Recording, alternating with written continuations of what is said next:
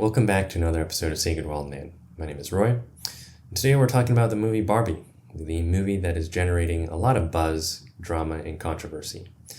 I've heard about it in my sessions from my clients, and I also saw an article written describing how women are dumping their toxic boyfriends after watching it.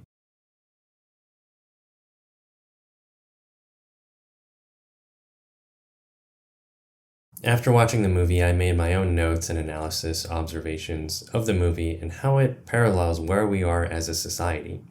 So I'll share this in this video, and if you don't want any spoilers, close the video now. Otherwise, if you don't care and just want to hear what I have to say, then please continue. I'll be breaking this video up into 5 different parts.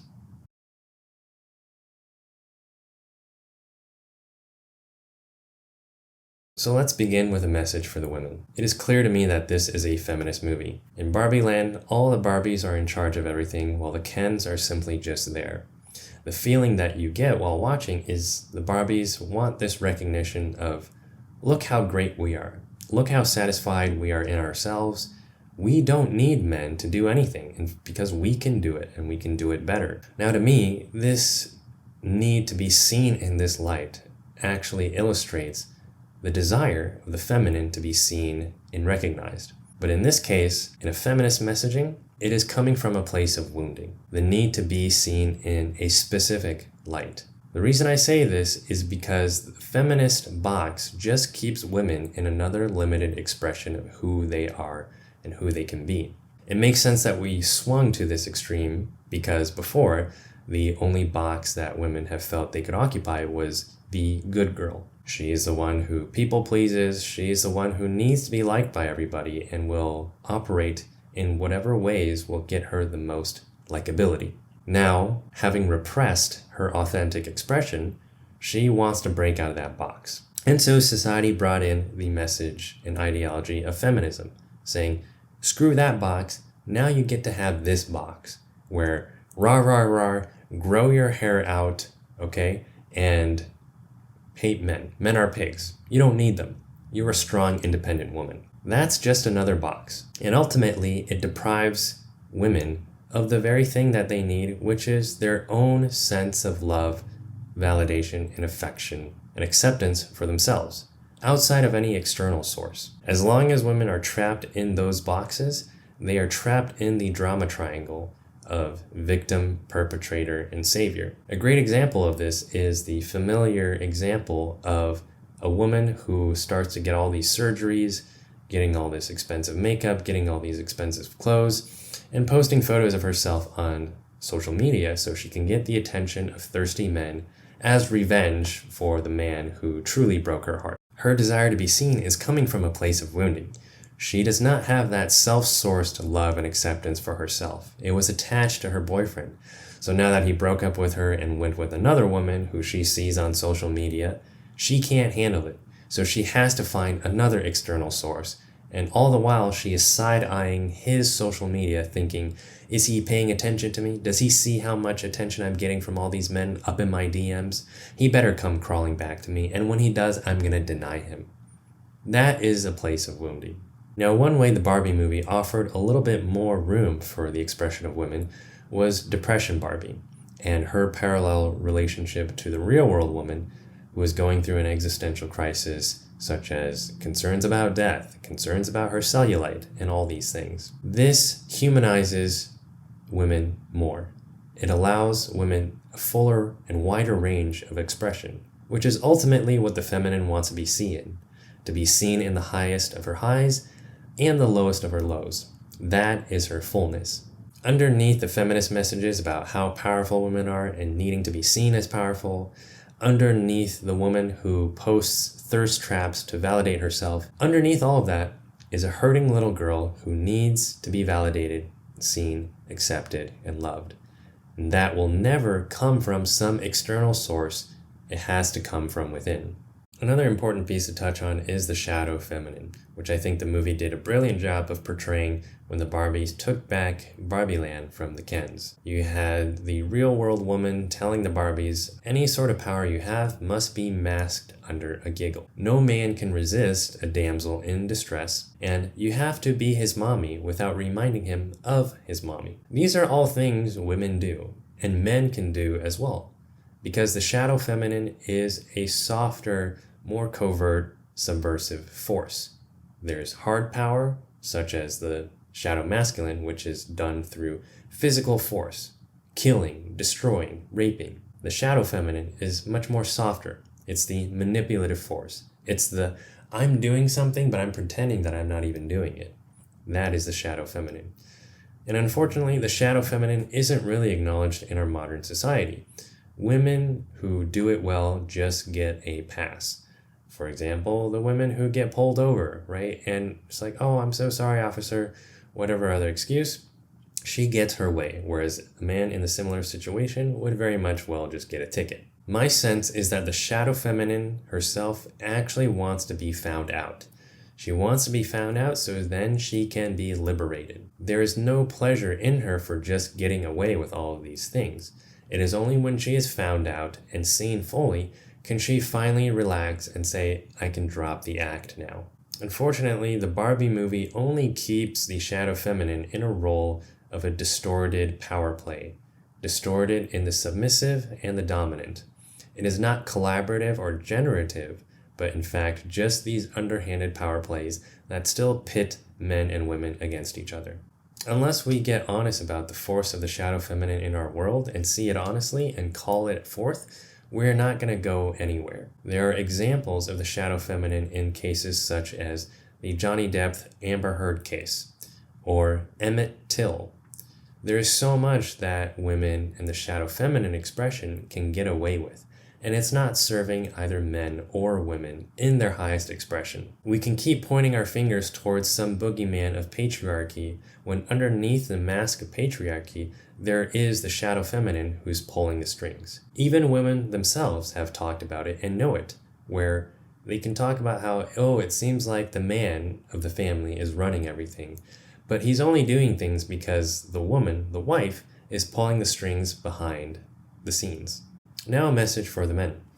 It is clear that the way the Kens are portrayed in the Barbie movie, that they are reflecting the archetype of the nice guy, the man who cannot live or know himself apart from the approval of women. It is said that Ken only has a good day when Barbie looks at him, whereas Barbie has a good day all the time. At the end, Ken says he doesn't know himself without Barbie, because it's Barbie and Ken. And this is where I think the movie actually had a great message, but it got lost in all the other stuff, which is that Ken needs to discover himself. Men, whether it's the nice guy or some other type of guy, who is so bound to the approval of women, whether that be their lover or their mother, need to find themselves, need to find their own identity and solidify who they are outside of the approval of women. Now, I can understand why men felt angry watching this movie, because the way in which the Kens are portrayed, the nice guy, these harmless pets on a leash that are just there for the entertainment of the Barbies,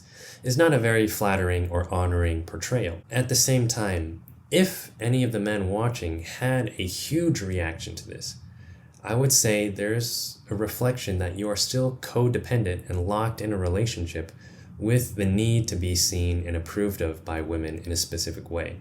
Because if you already were solid in yourself, that you didn't need desperately the approval of women, that portrayal would not have triggered you that much. You would have been like, okay, well, this is par for the course of any feminist movie and feminist message. What else is new? But because you have such a huge reaction to this movie, that reflects where you yourself are disempowered, where there's this huge demand that you can't be happy unless women view you in a positive light in the way that you need to have it. Once again, same message to the women, same message to the men.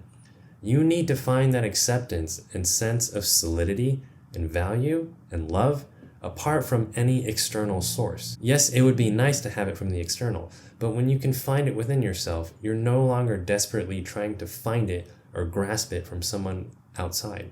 I had to learn this the hard way. After 3 rejections from women in a row, I really had to sit down and reflect, what's going on here? Is it really the fault of these women for not liking me? For not being willing to enter a relationship with me? Or is it the fact that I'm the common denominator in all of these situations, and this means there's something for me to look at in the way in which I'm behaving, how I'm living and how I'm operating. That was the beginning of freedom in my life and freeing myself from needing the approval of women. And one of the most important pieces I want to hit on for men is that this movie does not portray any sort of healthy masculinity. There's no father figure present, and there's no healthy aspect of brotherhood. The Kens are essentially a bunch of frat boys who have no idea what they're doing other than trying to get the attention of the Barbies and just being there to have some fun times. There is no sense of significance. There is nothing deeper. There are no harder lessons about what it means to be a man and how the masculine is shaped through friction, through tension, through stress, through initiation. There are no positive messages for men. There are no positive directions for men to go. And that reflects accurately where men are in our society today. In that regard, the Barbie movie is pretty accurate. That is what is existing. And when men don't have fathers present, when men don't have any sort of healthy brotherhood or participate in any significant men's rites of passage, they will inevitably look towards the women to tell them who they are. And that's not how it's supposed to be. And the last piece I'll touch on for men is the depiction of the male gaze in the movie. When Barbie and Ken go into the real world, Barbie expresses that she feels ill at ease with the attention she's receiving from the men. From the way they look at her and how they touch her, it is very unpleasant. And that's a real experience for a good number of women out there. So in this regard, I would say there's a much better way men can learn to honor a woman, approach a woman, and appreciate her beauty. And I'll put those resources at the end of the video. Now on to Alan. What the hell is Alan supposed to represent? To me, he represents the man who is lost, who is aimless, who has no direction in life. He does not belong with the men, and he does not belong with the women. He simply goes wherever the wind blows. Throughout the movie, he is just there. He is barely acknowledged. He does help the Barbies save Barbie Land from the Kens, but he's not doing it out of his own desire. When he is trying to escape from Barbie Land, he fights off the construction workers who are trying to seal it off. Now, some women would view that as, oh, he's fighting for us, he's protecting us. But you'll notice that as they return to Barbie Land, he says, I'll never get out of here. That is self-concerned. He's not doing it for you, ladies. He wants to escape. He just happens to be going along with you. And there are these men out there who have no idea what they're doing. They're just going along. What you say, I will do. Whatever you want to do, let's do what you want to do. I have no input on what we should eat. You tell us what we should eat. Alan is not a man to be emulated. Another reason this hits home is because the narrator says there are no multiples of Alan. My interpretation of this is that a man who is lost and aimless, who has no sense of self, will ultimately have no multiples because no woman would want to bear children with him. He will die a lonely death, leaving behind no legacy.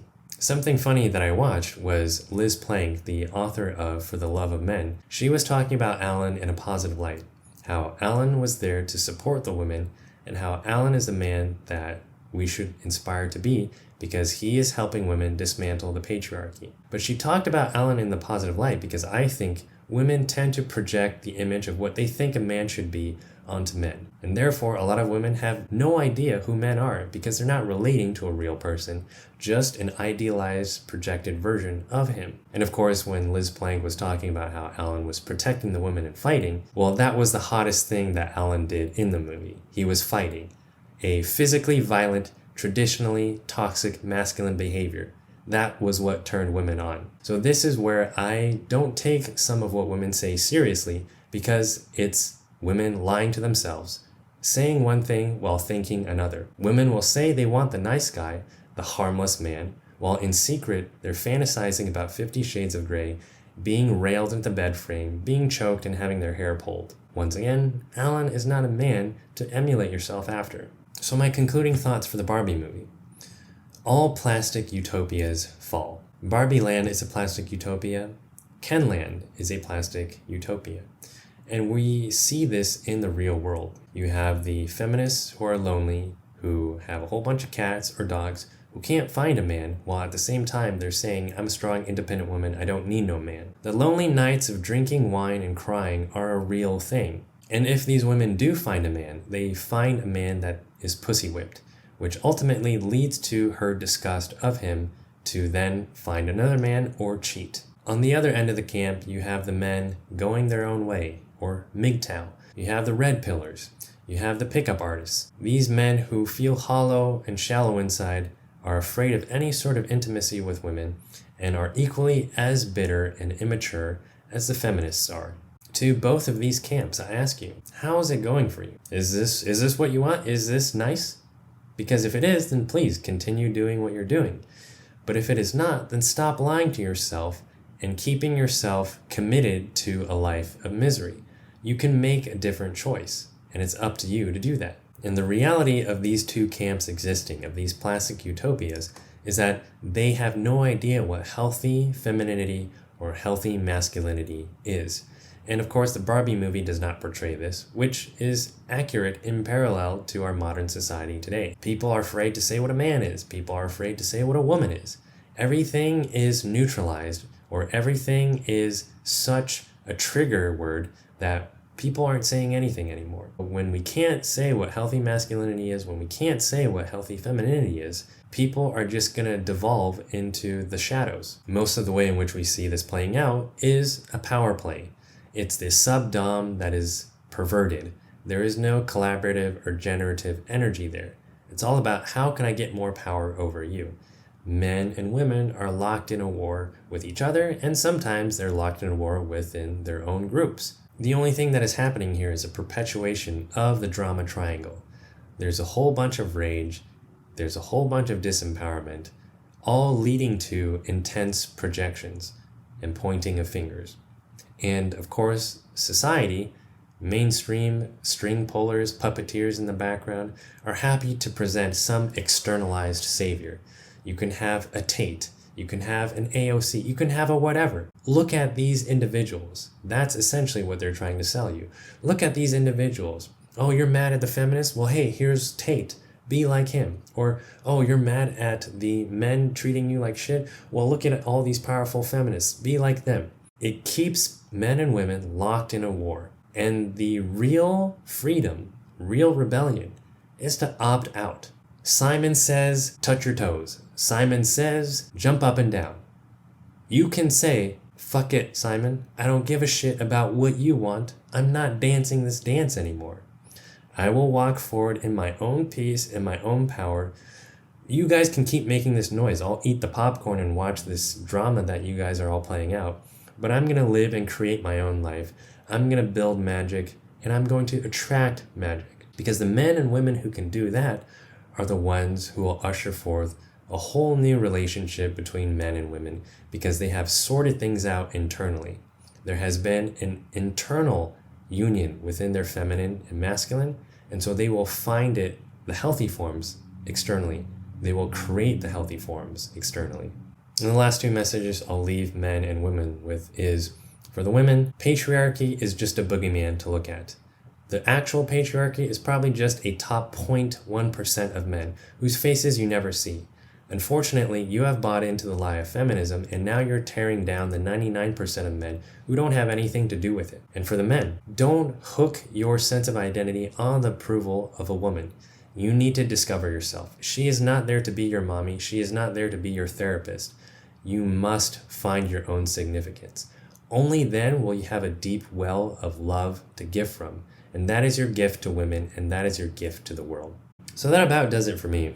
Ultimately, I didn't hate this movie, and I didn't love it. It was just something fun to analyze and to see how it's already playing out in the real world.